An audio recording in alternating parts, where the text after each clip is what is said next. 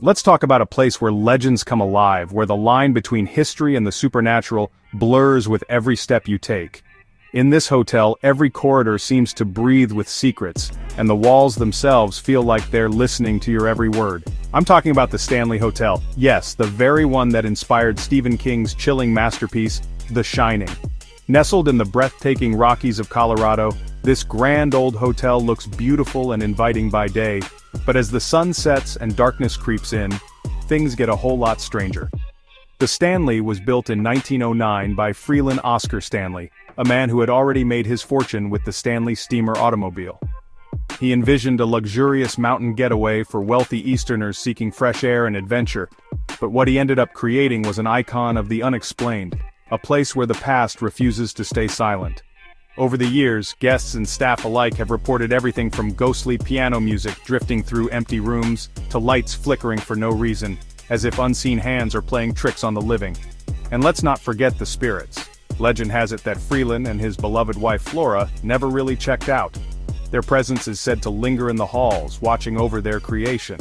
Staff still claim to see Flora, dressed in elegant attire, playing the hotel's grand piano at night, her shadowy figure gliding gracefully across the room before vanishing into thin air. But if you really want to test your nerves, room 217 is where things get truly creepy. This room has a reputation that sends chills down the spine of even the bravest visitors. That's where Stephen King and his wife stayed one stormy night in 1974, when the hotel was nearly empty and the wind howled outside. King had a nightmare so vivid he dreamed of his young son being chased down the hotel's endless corridors by a possessed fire hose. He woke up in a cold sweat, lit a cigarette, and by the time he finished it, the entire plot of The Shining had taken root in his mind. That single night changed horror fiction forever. Since then, countless guests have reported strange activity. Luggage unpacking itself, doors opening and closing on their own, lights turning on and off at odd hours, and objects moving just out of the corner of your eye. There are cold spots that make your hair stand on end, and sudden chills that seem to come from nowhere, even on the warmest nights.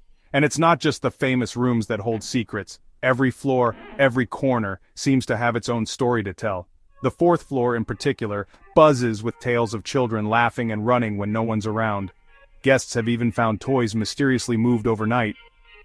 In the concert hall, people have felt cold hands rest on their shoulders, or heard the faint sound of applause when the room is empty.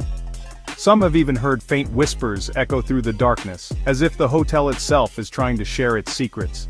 Even skeptics who arrive rolling their eyes often walk away with goosebumps and stories they can't quite explain.